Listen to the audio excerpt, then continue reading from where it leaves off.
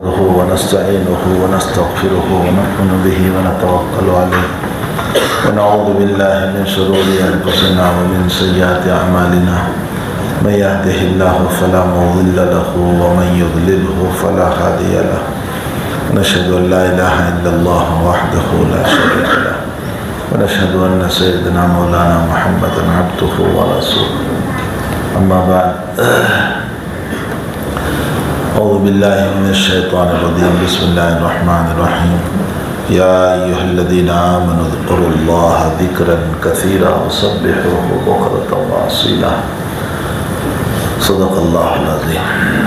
بزرگان محترم، معزز بھائی اور دوستو عزیزو، کائنات کی روح اللہ کا ذکر ہے۔ اس دنیا کی جو اس دنیا میں ہم جی رہے، اس دنیا کی روح جو ہے وہ اللہ کا ذکر ہے۔ کائنات اسی وقت تک رہے گی جب تک اس زمین پر اللہ اللہ کرنے والے باقی ہیں، اور جس دن ایک بھی اللہ کہنے والا مومن نہیں ہوگا، اللہ اس کو ختم کر دے گا۔ یہ آسمان ٹوٹ پڑے گا، یہ زمین ختم ہو جائے گی، یہ پہاڑ ٹوٹ پڑیں گے، یہ ستارے ختم ہو جائیں گے، یہ سیارے ٹوٹ پڑیں گے، یہ آفتاب اور مہتاب ٹوٹ پڑیں گے، ساری دنیا کو اللہ ختم کر دے گا۔ تو اس کائنات کی روح جو ہے وہ اللہ کا ذکر ہے۔ چاہے یہ غیر مسلموں کی سمجھ میں آئے یا نہ آئے، لیکن حقیقت یہ ہے کہ اللہ اس دنیا کو باقی رکھے ہوئے ہیں یہ مومنوں کی وجہ سے۔ مومن ہے تو دنیا ہے، مومن نہیں ہے تو دنیا ختم۔ اسی لیے مسلم شریف کتاب الایمان کی روایت ہے، جناب نبی کریم صلی اللہ علیہ وسلم نے فرمایا لا تقوم الساعة حتى يقال في الارض اللہ اللہ۔ قیامت نہیں قائم ہوگی اس وقت تک جب تک کہ زمین پر اللہ اللہ کرنے والا موجود ہے۔ یعنی جب تک اللہ کہنے والا موجود ہے، اللہ قیامت نہیں قائم کرے گا۔ اور اللہ اللہ کا مطلب ہے ایمان۔ ایمان والا ہے ایک بھی ایمان والا تو اللہ قیامت قائم نہیں کرے گا۔ اور اس حدیث شریف کا بعض لوگوں نے جو یہ مطلب بیان کر دیا کہ قیامت نہیں قائم ہوگی یہاں تک کہ بڑے بڑے گناہ ہوں گے اور لوگوں کی زبان سے یہ نکلے گا کہ او اللہ یہ کیا ہو رہا ہے، یہ غلط معنی ہے۔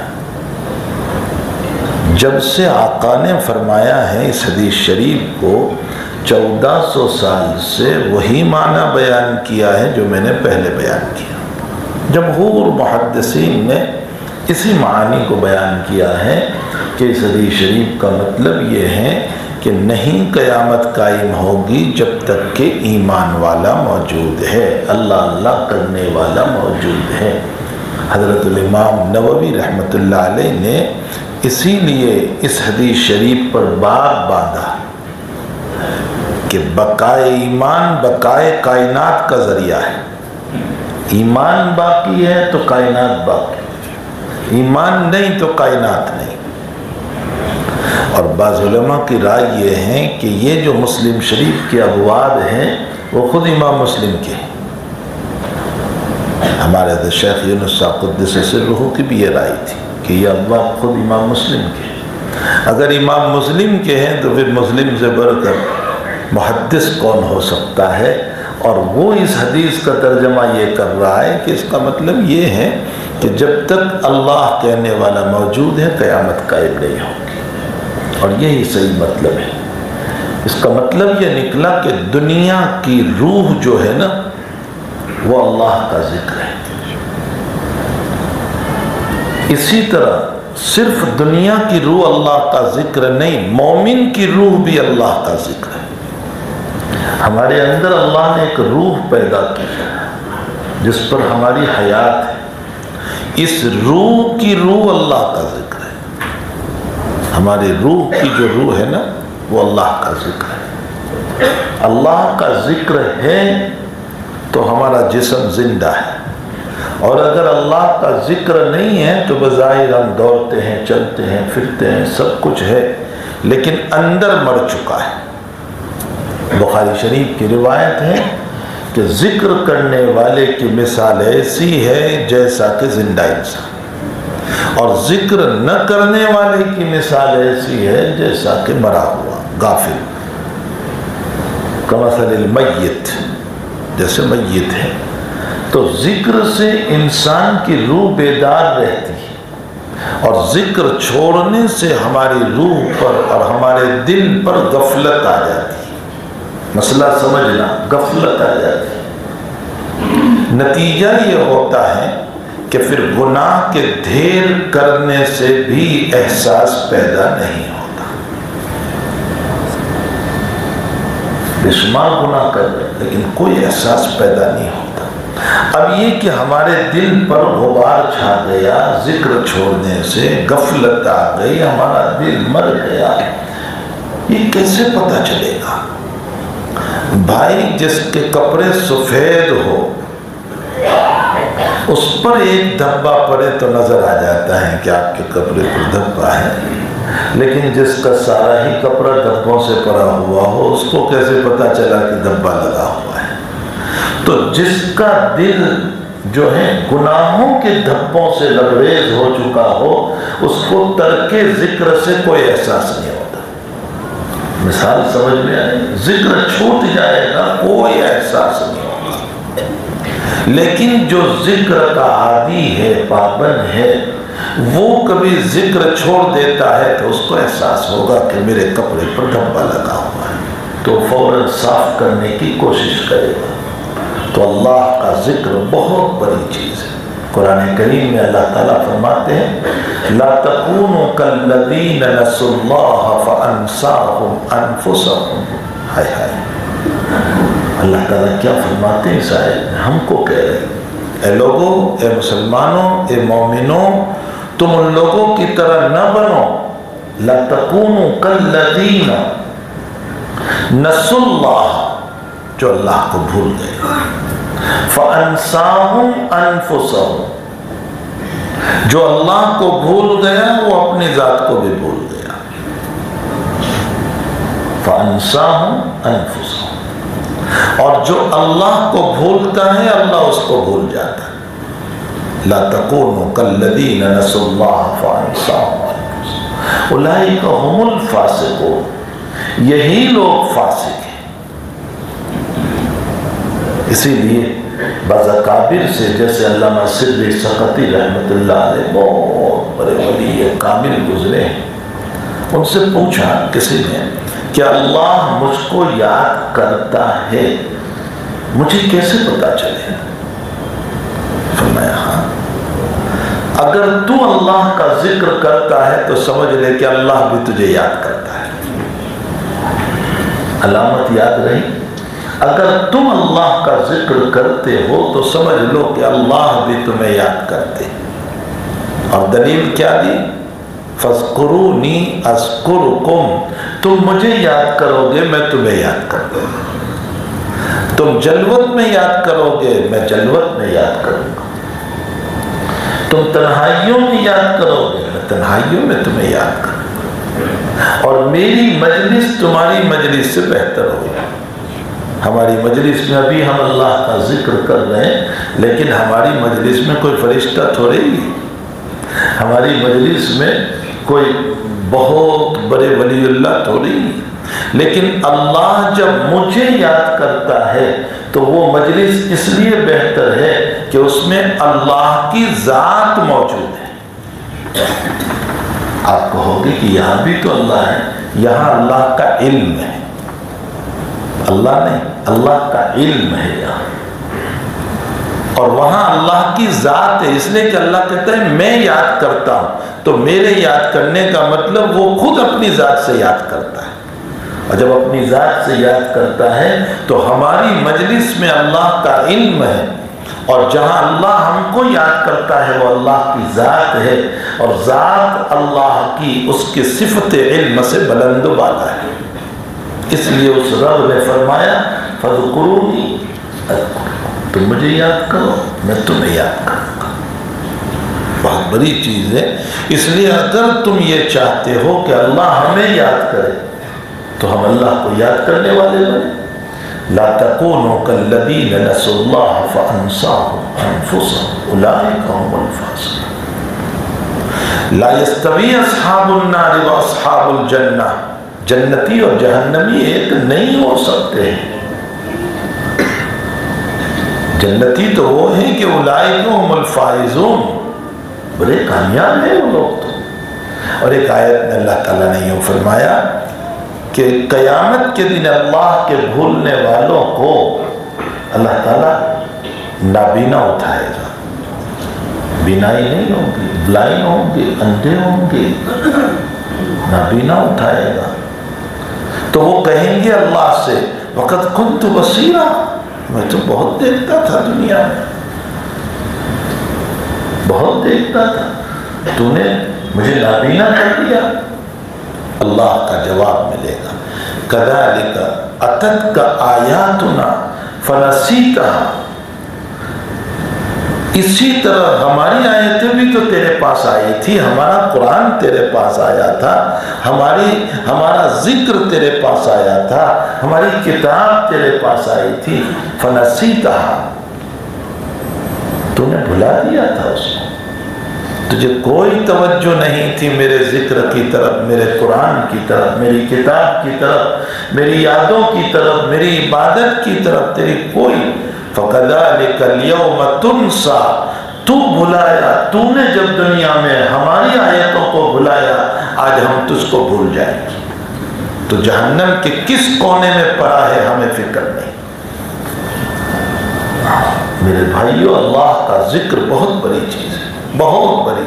اسی لیے حدیث قدسی میں اللہ تعالیٰ نے یوں فرمایا کہ تم اپنی صحت کے زمانے میں، تندرستی کے زمانے میں مجھے یاد کرو، میں تمہاری بیماریوں کے وقت میں یاد کروں گا۔ روایتوں میں صحیحین کی روایت ہے کہ بندہ نوافل کا عادی تھا اور بیماری کی وجہ سے اگر وہ نوافل نہیں پڑھ سکا، اللہ بغیر پڑھے ہوئے بھی ثواب دے گا۔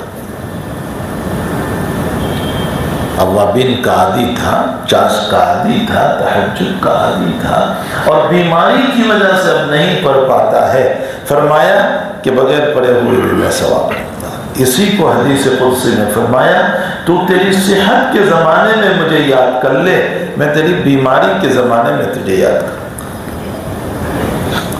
عبداللہ ابن مسعود، مشکات شریف کی روایت ہے کہ عبداللہ ابن مسعود رضی اللہ تعالیٰ عنہ بیمار تھے، بہت بیمار تھے۔ کچھ لوگ عیادت کے لیے آئے، حضرت شقیق فرماتے ہیں جو بڑے درجے کے تابعی، فرمایا کہ ہم عیادت کے لیے پہنچے تو حضرت بہت روئے۔ تو ہم نے سوچا کہ حضرت کو تکلیف بہت ہوگی بیماری کی، اس لیے رو رہے۔ حضرت نے آنسو پوچھنے کے بعد فرمایا میں بیماری کی تکلیف سے نہیں رو رہا، میں اس لیے رو رہا ہوں کہ اللہ بڑھاپے میں اتنا بیمار پڑا، کاش میں جوانی میں اتنا بیمار پڑتا تو پھر جوانی کی عبادت کی طرح تو مجھے ثواب عطا کرتا۔ تمنائیں دیکھو صحابہ کی، کہ تو بڑھاپے کی نمازیں اب ہیں کہ بڑھاپے کا ثواب بڑھاپے کی طرح ملے گا، جوانی کا ثواب جوانی کی طرح ملے گا۔ اسی لیے حدیث شریف میں فرمایا کہ سبعۃ یظلھم اللہ یوم لا ظل الا ظل عرش الرحمن، قیامت کے دن اللہ اپنے عرش کے سائے میں 7 قسم کے لوگوں کو رکھنے والا ہے۔ 7 آدمی نہیں، 7 قسم کے لوگ، اور ایک ایک قسم میں ہزاروں ہوں گے۔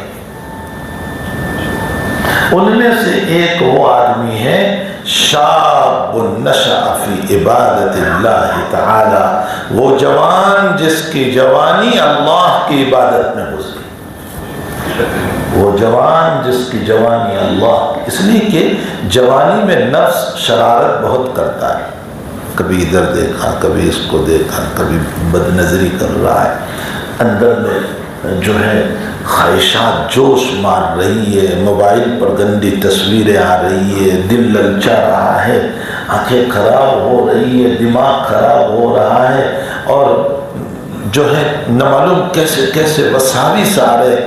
ایسی جوانی میں جہاں جوانی کی خواہشات جوش مار رہی تھی، اس کا اللہ کی عبادت کی طرف آنا یہ اللہ کے خوف کے علاوہ کچھ نہیں ہو سکتا. اس کو اللہ کا خوف ہی لایا ہے. اور جب اللہ کے خوف کی وجہ سے اس جوان نے اپنی جوانی میں اللہ کو یاد کیا، فرمایا قیامت کے دن جب آفتاب 1 میل کے فاصلے پر ہوگا میں تجھے میرے عرش کے نیچے جگہ عطا کروں گا. یہ بہت بڑی بشارت ہے جوانوں کے لیے جو اپنی جوانی میں اللہ کو یاد کر رہے ہیں. تو فرمایا کہ تیری تندرستی کے زمانے میں تو مجھے یاد کر لے، تیری بیماری کے زمانے میں تجھے یاد کروں. اور فرمایا تیری تونگری کے زمانے میں اور مالداری کے زمانے میں تو مجھے یاد کر لے، تیری مفلسی کے زمانے میں تجھے یاد کروں گا. جب تو مالدار ہو، تجھے اللہ نے دیا ہو، تو اس وقت میں میرے راستے میں خرچ کر لے، تیری مفلسی میں تجھے یاد کروں. اور آگے فرمایا، یہ حدیث قدسی ہے، آگے فرمایا کہ تو تیری حیات کے زمانے میں مجھے یاد کر لے، تیری موت کے بعد میں تجھے یاد رکھوں. جب تیری اولاد بھی تجھے بھول جائے گی. کتنے دن یاد کرتی ہے اولاد؟ سب کو تجربہ ہے، ہفتہ، 10 دن، 15 دن، کتنے دن یاد کرتی ہے. پھر وہ نسیہ منسیہ بلا دی جاتی ہے وہ والدین. فرمایا کہ تو تیری حیات اور تیری زندگی میں مجھ کو یاد کر لے، تیری موت کے بعد میں تجھے یاد کروں. تو اللہ کا ذکر بہت بڑی چیز ہے، بہت بڑی چیز ہے. یہ ہماری روح ہے. اللہ کا ذکر جو ہے نا وہ ہماری روح ہے. ورنہ حالات یہ ہیں کہ فرمایا کہ میں نابینا اٹھاؤں گا. اب لاکھ تم کہو گے اللہ کو وقد کنت بصیرا کذالک اتتک آیاتنا فنسیتها، تو بھی تو دنیا میں بھول گیا تھا، تجھے ساری دنیا نظر آ رہی تھی، اگر نظر نہ آئی تو میری عبادت نظر نہیں آئی، میرا قرآن نظر نہیں آیا، میرا ذکر نظر نہیں آیا. کذالک الیوم تنسیٰ، تجھے بھی بھلا دیا جائے گا. تو اللہ کا ذکر جو ہے نا بہت بڑی چیز ہے. اسی لیے ایک حدیث شریف میں فرمایا نبی کریم صلی اللہ علیہ وسلم نے، موتو قبل ان تموتو وحاسبو قبل ان تحاسبو. تم مر جاؤ مرنے سے پہلے. سوال یہ ہوتا ہے کہ مرنے سے پہلے کیسے مرے؟ کیا خودکشی کر لیں؟ کیا کریں؟ مرنے سے پہلے مر جاؤ. محدثین نے اس کے 2 مطلب بیان فرمائے. ایک مطلب یہ بیان فرمایا، موتو قبل ان تموتو، مر جاؤ مرنے سے پہلے، یعنی مرنے سے پہلے اپنی خواہشات کو مار دو. اپنی خواہشات مارو. وہ جوش مار رہی ہے اندر سے، کبھی حرام کا مال لینے کے لیے جوش مار رہی ہے، کبھی زنا کے لیے جوش مار رہی ہے، کبھی گندی چیزوں کو دیکھنے کے لیے جوش مار رہی ہے، کبھی ناجائز کاموں کے لیے جوش مار رہی ہے. ان خواہشات پر پاؤں رکھو، اس کو دباؤ، اس کو مارو. یہ ہے موتو قبل ان تموتو. اور ایک دوسرا مطلب محدثین نے بیان فرمایا، موتو قبل ان تموتو، موت کا استحضار کرو مرنے سے پہلے. موت کا استحضار. اسی لیے لکھا جناب نبی کریم صلی اللہ علیہ وسلم نے کہ میں نے پہلے قبرستان کی زیارت کی اجازت مانگی تھی، مجھے اللہ نے منع کیا، اب فزوروہا، اب اجازت دے دی مجھ کو قبرستان کی زیارت کیا کرو. اور شروع میں کیوں منع کیا؟ حتیٰ کہ اللہ کے نبی علیہ السلام فرماتے ہیں میں نے میری ماں کی قبر کی زیارت مانگی، وہ بھی مجھے منع کیا، لیکن اب مجھے اجازت دے دی. پھر حضرت تشریف لے گئے اپنی ماں کی قبر پر اور بہت روئے، اتنا روئے کہ صحابہ بھی روئے. تو پہلے کیوں منع کیا تھا قبرستان میں جانے سے؟ اس کی وجہ یہ تھی کہ یہ کفر کے زمانے سے قریب تھے صحابہ، ابھی ابھی اسلام لائے تھے، اور ایک بت پرستی کے زمانے سے نکل کر آئے تھے۔ کہیں ایسا نہ ہو کہ بت پرستی سے ہٹ کر قبر پرستی میں مبتلا نہ ہو جائے، قبر کو سجدے نہ کرنے لگ جائے، اس لیے منع کیا تھا شروع۔ لیکن جب بت پرستی کی اور قبر پرستی کی نفرتیں دل میں آ گئی تو پھر اجازت دے دی، فضلوها، قبرستان کی زیارت کرو، اذکروا ذکر حازم اللذات یعنی الموت، موت کو کثرت سے یاد کرو جو لذتوں کو توڑ دینے والی۔ موت جو ہے نا وہ ساری لذتوں کو ختم کر دیتی ہے۔ جب انسان رات میں دیکھو بعض مرتبہ اگر بستر میں پڑے پڑے موت اور قبر کا استحضار ہو جاتا ہے نا تو نیند حرام ہو جاتی ہے، کروٹیں بدلتے رہتے ہیں۔ اگر رات میں کسی موت کا یا کسی ایکسیڈنٹ کا ویڈیو دیکھ لو صبح تک نیند نہیں آئے گی۔ تو تصور، حضرت نے یہی فرمایا کہ موت کا استحضار اور سب سے بہتر طریقہ یہ ہے قبرستان جایا کرو، ان لوگوں کو دیکھا کرو جو کل چلنے والے تھے، دوڑنے والے تھے، کھانے والے تھے، پینے والے تھے، ہمارے ساتھ زندگی گزار رہے تھے، آج وہ مٹی کے نیچے سوئے ہوئے۔ تو موتو قبل ان تموتو کا مطلب یہ ہے کہ مرنے سے پہلے موت کا استحضار کرو۔ یہ دو مطلب محدثین نے بیان فرمائے، وَحَاسِبُوا قَبْلَ أَن تُحَاسَبُوا، اور حساب کر لو اس سے پہلے کہ تمہارا حساب لیا جائے گا۔ اور اللہ کے سامنے حساب دینا بہت مشکل، بولنا آسان ہے، یاد رکھو یہ بولنا آسان ہے، اس مالک کے کائنات کو حساب دینا ہوگا جس مالک کے کائنات کے سامنے رات میں کالے پتھر پر چلنے والی چونٹی بھی اس کے علم سے باہر نہیں۔ میری ساری زندگی رگ و ریشہ اس کے سامنے ہے، میرے خیالات، میرے دل و دماغ کی تصویریں اور اندر کے خیالات، اور میری زبان کا بولنا، اور میری تنہائیاں، اور میری خلوتیں، اور میری جلوتیں، اور رات کے اندھیروں میں تنہائیوں کے کمروں میں میرے موبائل کی دنیا اس مالک کے سامنے سب موجود ہے۔ لا یغادر صغیرۃ ولا کبیرۃ الا احصاها۔ قیامت میں بندہ جب نمایاں اعمال کو دیکھے گا کہے گا اللہ یہ کیسا نام اعمال ہے جس نے بڑا تو بڑا کوئی چھوٹا گناہ بھی نہیں چھوڑا، سب محفوظ۔ ما یلفظ من قول الا لدیہ رقیب عتید۔ تم جو بول رہے ہو میں اکیلا بول رہا ہوں، کوئی نہیں سن رہا ہے، مالک اس کو بھی محفوظ کر رہا ہے۔ جب تنہائیوں کے کیمرے جو لگے ہوئے ہیں دنیا کی مخلوق جب کیچ کر رہی ہے تو خالق کائنات کے کیمرے تو چاروں طرف لگے، وہ سب محفوظ کر رہے ہیں، ساری باتوں کو محفوظ کر رہے ہیں۔ میرے بھائیوں بولنا بہت آسان ہے، لیکن جب قیامت میں جہاں انبیاء ٹھرا رہے ہوں گے اور جہاں آدم علیہ السلام بات کرنے سے نہیں بڑھیں گے آگے، اور نوح علیہ السلام جیسا اولو العزم پیغمبر منع کر دے گا، اور موسیٰ علیہ السلام جیسا اولو العزم جو انتہائی کلیم اور باتیں کرنے والا وہ منع کر دے گا، اور وہ خلیل اللہ علیہ السلام جن کو خلت کا لقب ملا جو بہت اعلیٰ مقام ہے وہ منع کر دے گا کہ میں بات نہیں کر سکتا ہوں، اور وہ عیسیٰ روح اللہ جو اللہ کا عظیم المرتبت جو ہے عمل ظاہر ہوا کہ بغیر باپ کے ان کو پیدا کیا، وہ بات کرنے سے منع کر دے گا، میری اور آپ کی کیا حیثیت؟ وَحَاسِبُوا قَبْلَ، یہی حساب کر لو۔ یہاں کا نمٹانا آسان ہے، قیامت کے دن نمٹانے سے۔ یہاں معافی مانگ لینا آسان ہے، قیامت کے دن معافی مانگنے کے مقابلے۔ یہاں لوگوں کے پیسے دے دینا آسان ہے، قیامت میں مقبول عبادت کو دینے کے بجائے اور عبادت نہیں رہی تو لوگوں کے گناہ کو سر پر لے کر جہنم میں جانا۔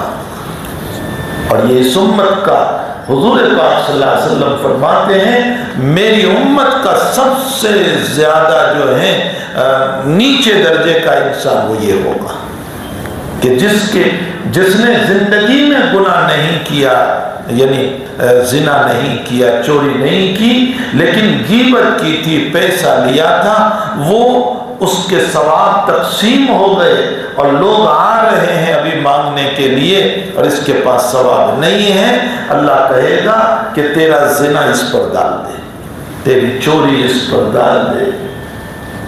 اللہ کے نبی فرماتے ہیں میری امت کا غریب ترین انسان وہ ہیں جو لوگوں کے گناہ کو سر پہ لے کر جہنم میں جائے گا۔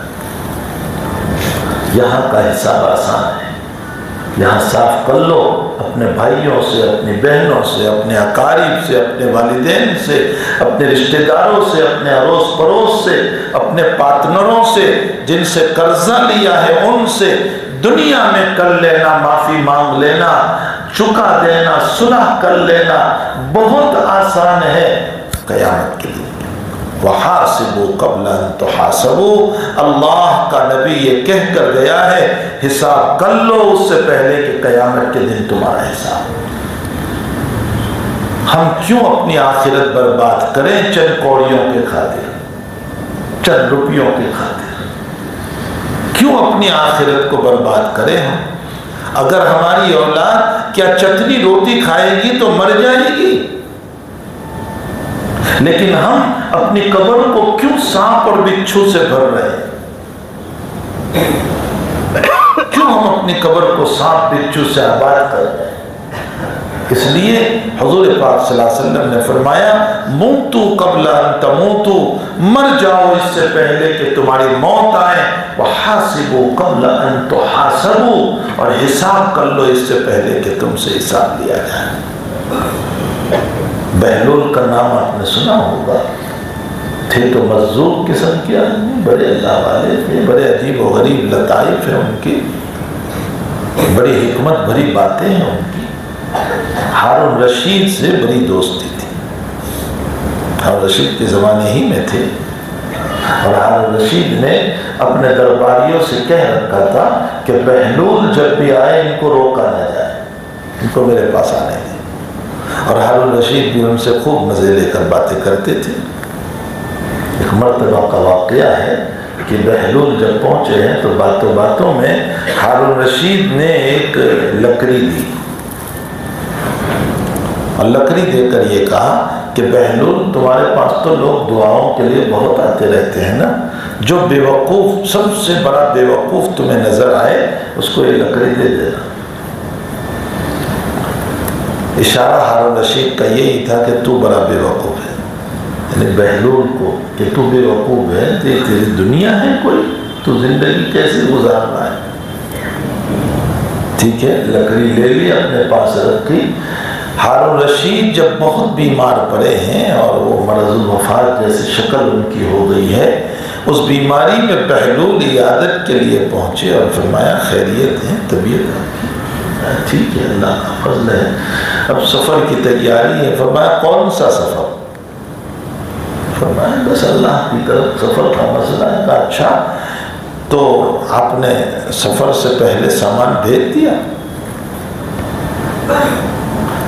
تو ہارون رشید غصے ہو گئے کہ یہ سفر کوئی ایسے تھوڑی ہے۔ کہا اچھا، آپ تو عجیب آدمی ہیں، جب آپ سفر کرتے ہیں تو آپ کے خدام جہاں آپ کو قیام کرنا ہوتا ہے پہلے سے بہت سارا سامان لے کر کے جاتے ہیں، اور ساری تیاریاں آپ کے لیے پہلے سے ہو رہی ہے، اور آپ کے لیے خیمہ ڈالا جا رہا ہے، اور یہ چیز اور فلاں چیز اور فلاں چیز۔ ارے ہمارے زمانے میں دیکھ لو، ایک پرائم منسٹر سفر کرتا ہے تو اس کے لیے ایک فلائٹ پہلے جاتا ہے سامان لے کر۔ تو کہا جب تم دنیا کے سفر کرتے ہیں تو سارا سامان آپ پہلے بھیج دیا کرتے ہیں، تعجب ہے کہ آپ کا یہ سفر ہو رہا ہے اور اس سفر میں آپ نے کچھ نہیں بھیجا۔ فرمایا بہلول مذاق نہ کرو، کیسی بات کر رہی ہے، مرنے کا سفر ہے، یہاں کوئی سامان تھوڑی ہی بھیجا کرتا ہے۔ تو بہلول نے وہ عصا اور وہ لکڑی جو تھی وہ ہارون رشید ہی کو پکڑا دی اور فرمایا دنیا میں سب سے بڑے بے وقوف آپ ہیں کہ دنیا کی سفر کے لیے تو سامان بھیجا اور جہاں لمبا سفر ہے اس کے لیے سامان نہیں بھیجا۔ حقیقت یہ ہے کہ بہلول کی یہ نصیحت ہارون رشید کو خیر اپنی جگہ ہم سب کے لیے ہے، اس لیے کہ ہم سب سے بڑھ کر بے وقوف کوئی نہیں، ہم سب بے وقوف ہیں، سب بے وقوف ہے۔ ہمارے دنیا کے سفر کے لیے ہم جو ہے کتنے سامان کی تیاری کر لیتی ہے۔ ایک حج کا سفر ہو رہا ہے تو اس کے لیے کئی دنوں سے تیاری ہوتی ہے کہ یہ بھی لے جانا ہے، وہ بھی لے جانا ہے، فلاں بھی لے جانا ہے، دنیا بھر کی تیاری ہوتی ہے اور آخرت کا ایک لمبا سفر ہے اور اس کے لیے کوئی تیاری نہیں۔ سفر طویل طویل وزاد قلیل قلیل، سفر بہت لمبا ہے، سامان کچھ نہیں ہے ہمارے، کچھ نہیں ہے، نہ وہ نمازیں ہیں، نہ وہ روزے ہیں، نہ وہ عبادت ہے، نہ وہ ذکر ہے، نہ وہ تلاوت ہے، نہ اللہ کی رضا کے اعمال ہیں، کچھ نہیں ہے۔ جتنا لمبا سفر اتنا زیادہ سامان چاہیے، لیکن اس سفر میں ہمارا دامن خالی ہوتا ہے۔ وہ تو اللہ کی رحمت ہوگی کہ اللہ ہمیں معاف کرنے والا ہے، تو رحمت خداوندی ہوگی، اور اس کی رحمت کے بغیر کوئی جنت میں جا بھی نہیں سکتا۔ الا ان یتغمدنی اللہ تعالی، نبی اکرم صلی اللہ علیہ وسلم فرماتے ہیں کہ میں قسم کھا کر کہتا ہوں کہ محمد بھی جنت میں نہیں جا سکتا اگر اللہ کی رحمت نہ ہو۔ جب حضرت اللہ کی رحمت کے بغیر نہیں جا سکتے تو میں اور آپ ہم کہاں اللہ کی رحمت کے بغیر جا سکتے ہیں۔ حقیقت یہ ہے کہ اللہ کے ذکر سے ہم بہت غافل ہیں، اور بہلول کی نصیحت بالکل ہم سب پر عائد ہوتی ہے کہ ہم سب بے وقوف ہیں۔ عقل مند کون ہے؟ ہم تو بے وقوف ہیں۔ عقل مند کون ہے؟ دنیا کے عقل مندوں سے مت پوچھو، دنیا کے عقل مند سے پوچھو گے تو وہ دنیا کا عقل مند شیطانی جواب دے گا۔ شیطانی جواب کا کیا مطلب؟ قرآن میں شیطان کا جملہ اللہ نے نقل کیا ہے کہ یہ شیطان تم کو غریبی سے ڈراتا ہے، صدقہ دو گے غریب ہو جاؤ گے، زکوٰۃ دو گے غریب ہو جاؤ گے، اللہ کے راستے میں خرچ کرو گے فقیر ہو جاؤ گے۔ آج عقل مند کا جواب ہم کو یہی ہے کہ بھئی دنیا کما لے یار، یہاں آیا ہوا ہے، ذرا عیش عشرت کی زندگی گزار، ذرا مزے کی زندگی گزار، ذرا ایسے ہی عیش و عشرت کی زندگی گزار لے۔ یہ دنیا کے عقل مندوں کا جواب ہے، لیکن ہم اللہ کے نبی علیہ السلام سے پوچھ رہے ہیں حضرت عقل مند کون ہے؟ تو بخاری شریف میں ہے القیس من دان نفسہ وعمل لما بعد الموت۔ اللہ کا نبی کہہ رہا ہے عقل مند وہ ہیں جو اپنی ذات کو پہچانے اور ما بعد الموت کی تیاری کرے۔ نبی نے کس کو عقل مند کہا؟ اپنی ذات کو پہچانو۔ لوگوں کے مسافر سے تم بڑے نہ بن جاؤ، اوہ میرے مسافر ہو رہے ہیں ماشاءاللہ میں بہت بڑا ہوں۔ لوگوں کے مسافر پر خود پسندی میں مبتلا نہ ہو جاؤ، عجب میں مبتلا نہ ہو جاؤ، دو چار نمازوں پر خود پسندی اور عجب میں مبتلا نہ ہو جاؤ۔ حسن بصری نماز پڑھ رہے تھے اور کچھ لوگ ان کی نماز کو دیکھ رہے تھے۔ حسن بصری نے سلام کے بعد فرمایا اپنے نفس کو خطاب کرتے ہوئے کہ ان کے دیکھنے سے تو عجب اور خود پسندی میں مبتلا نہ ہونا، تجھے معلوم نہیں ہے کہ شیطان نے 4000 سال عبادت کی تھی پھر بھی اللہ نے نکال دیا اس کو، راندہ درگاہ بنا دیا۔ کتنے سال عبادت کی؟ 4000 سال۔ کوئی زمین کا حصہ یا آسمان کا حصہ نہ چھوڑا جہاں اس کی پیشانی سجدے سے نہ لگی ہو اور سجدہ نہ کیا ہو اس نے، لیکن ان تمام سجدوں کے بعد بھی ایک سجدے میں اللہ کا حکم نہ مانا اور وہ راندہ درگاہ ہو گیا۔ حسن بصری نے اپنے نفس سے کہا کہ 4000 سال عبادت کے بعد بھی وہ رب جس کو مردود بنا دیتا ہے، اے حسن تجھے بھی مردود بنا سکتا ہے۔ مسافروں سے ہم خوش نہ ہوں، من دان نفسہ، اپنی ذات کو پہچانو کہ میری زندگی کیسی ہے. میرے گناہ مجھے معلوم ہے، ہم اپنی زندگی کو جانتے ہیں. کیا ان مسافروں سے خوش ہو جائیں گے کہ لوگ مل رہے ہیں، واہ واہ ہو رہی ہے، اس لیے ہم یہ کہیں گے کہ ہم بہت بڑے بن گئے؟ کیا میری 2-4 نمازوں سے میں بہت بڑا بن گیا؟ القیس من دان نفسہ، عقل مند وہ ہیں جو اپنی ذات کو پہچانے، اپنی عاجزی، اپنی انکساری، اپنی تواضع، اپنے رب کے سامنے چھوٹا پن. سمجھ میں آئے؟ اور یاد رکھو، لوگوں کے سامنے چھوٹا پن کرنا آسان ہے، اپنی ذات کے سامنے چھوٹا پن کرنا بہت مشکل ہے. میرا جملہ یاد رکھنا، لوگوں کے سامنے جی میں تو عاجز ہوں، احقر ہوں. کوئی تمہیں احقر کہہ دے پھر برداشت کر لو. میں تو خاکسار ہوں اور کوئی خاکسار کہے پھر برداشت کر لو. میں تو نالائق ہوں، کوئی نالائق کہے اور برداشت کر لو. پھر پتہ چلے گا کہ واقعتاً حقیقت ہے. لوگوں کے سامنے چھوٹا بننا آسان ہے، اپنی ذات کو پہچان کر خود اپنے آپ میں چھوٹا بننا بہت مشکل ہے. اسی لیے میرے آقا صلی اللہ علیہ وسلم نے ہم کو ایک دعا سکھائی، اللہم اجعلنی فی عینی صغیرا وفی اعین الناس کبیرا. اے اللہ مجھے میری ذات میں چھوٹا بنا دے، میں مجھے دیکھوں تو میں اپنے آپ کو حقیر سمجھوں، واقعتاً میں حقیر سمجھوں، اس لیے کہ میری زندگی میں جانتا ہوں. وفی اعین الناس کبیرا، اور لوگوں کی نگاہ میں مجھے باعزت بنا دے. یہ دعا اسی لیے فرمائی ہے کہ انسان لوگوں کی نظر میں تو چھوٹا بننا آسان ہے، کہنا آسان ہے، اپنی ذات کو اپنے آپ میں چھوٹا بنانا بہت مشکل ہے. اسی لیے ایک جملہ میں نے ابھی کسی جگہ نقل کیا تھا، دنیا میں عقل مندوں کی کمی نہیں ہے، درد مندوں کی کمی ہے. عقل مندوں کی کمی نہیں، بہت عقل مند ہے دنیا، لیکن دل درد سے بھرا ہوا ہو، یتیموں کا درد، بیواؤں کا درد، مسکینوں کا درد، لوگوں کی جہالت کا درد، بے نمازیوں کا درد، فسق و فجور کا درد، ہماری بچیوں کا اسلام چھوڑ کر چلے جانے کا درد، جس مومن کا دل درد سے بھرا ہوا ہو وہ حقیقت میں نائب رسول اللہ صلی اللہ علیہ وسلم، اس کی آنکھوں میں آنسو ہو امت کے لیے، وہ رونے والا ہو اس امت کے لیے.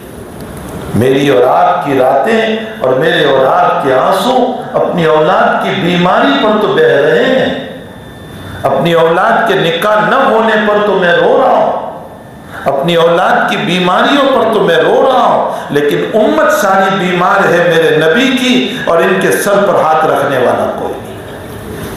ان کے لیے 2 قطرے میری آنکھوں میں نہیں آ رہے ہیں کہ اللہ یہ امت اس وقت ضلالت کا شکار بنی ہوئی ہے اور یہ استغفار نہیں کر رہی، یہ تجھ سے توبہ نہیں کر رہی.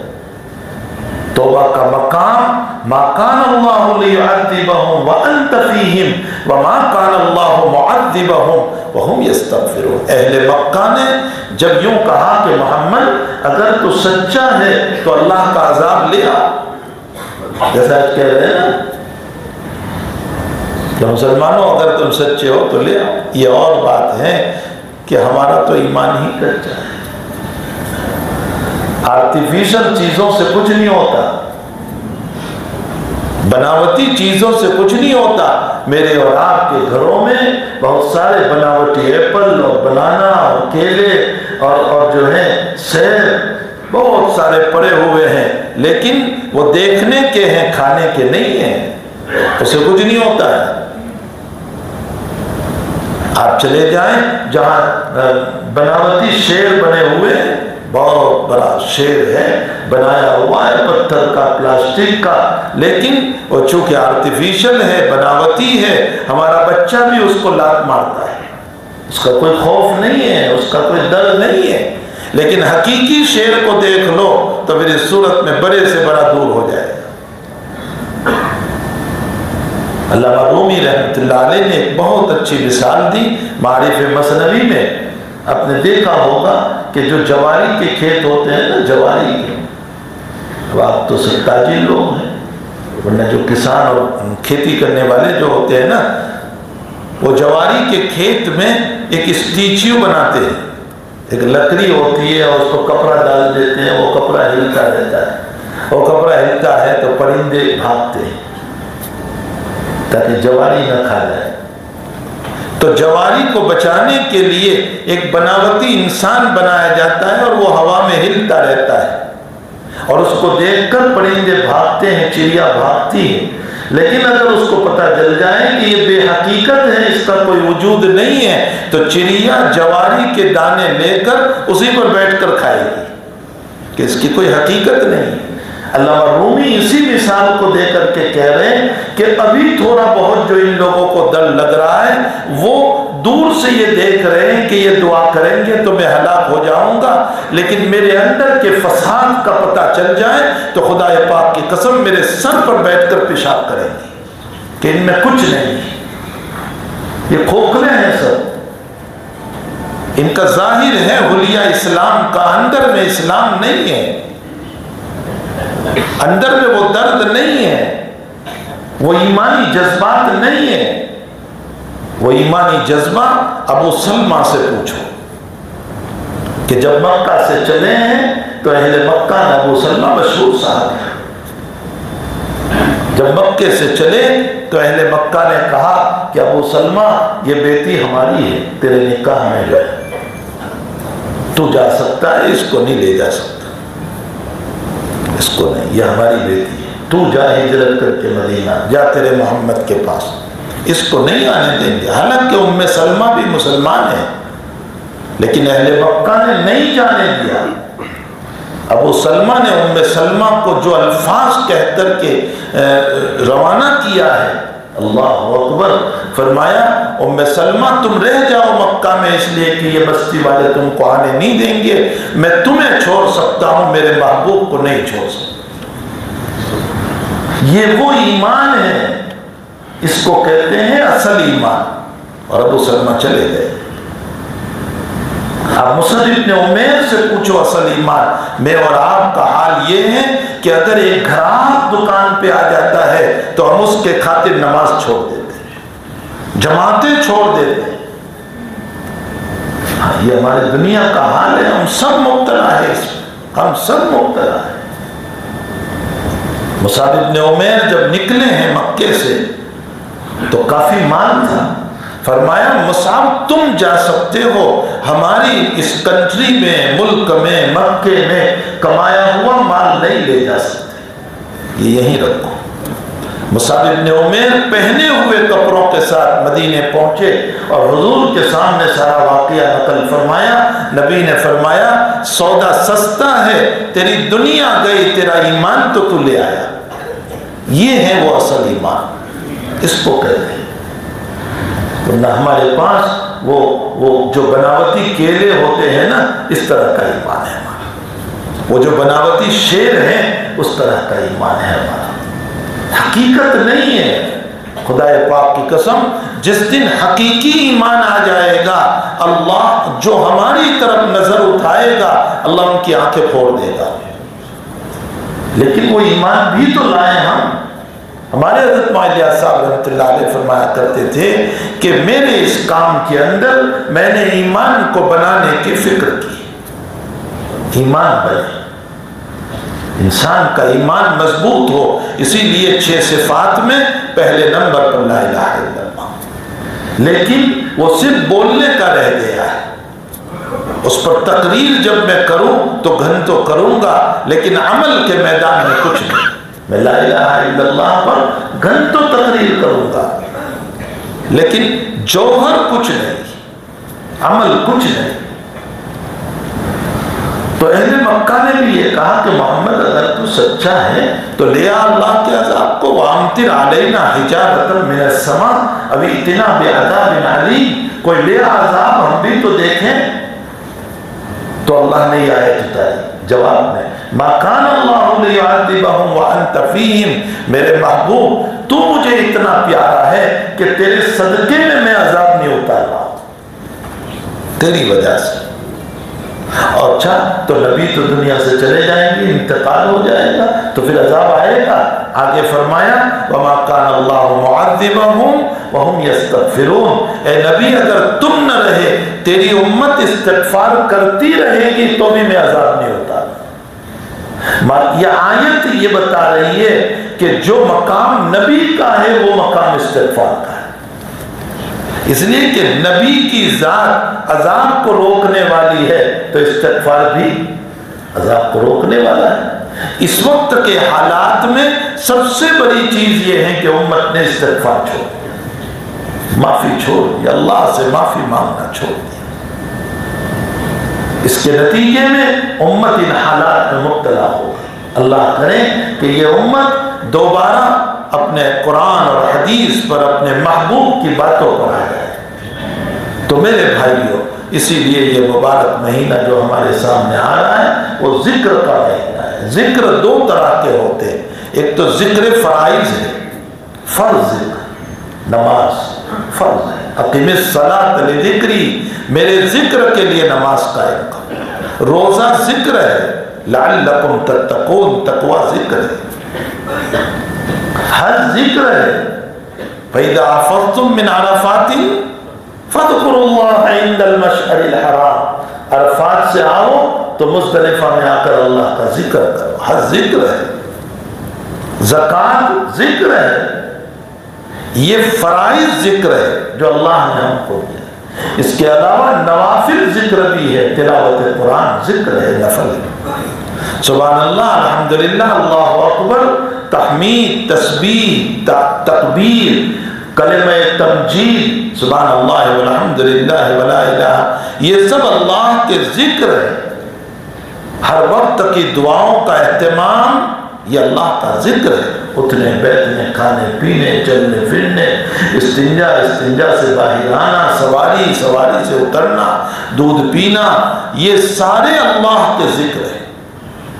یہ سارے ذکر میں رتب اللسان رہیں گے تو اس کو کہا گیا یا ایھا الذین آمنوا اذکروا اللہ ذکرا کثیرا۔ اور مبارک مہینہ میں سب سے بڑے دو ذکر ہے، مبارک مہینے میں سب سے بڑے دو ذکر، ایک ذکر ہے قرآن کریم کی تلاوت اور ایک ذکر ہے درود شریف۔ یہ دو ذکر، ان دونوں کا خوب اہتمام کیا جائے۔ کیوں؟ اس لیے کہ درود شریف سے تقرب نبوی نصیب ہوتا ہے اور تلاوت قرآن سے تقرب خداوندی نصیب ہوتا ہے۔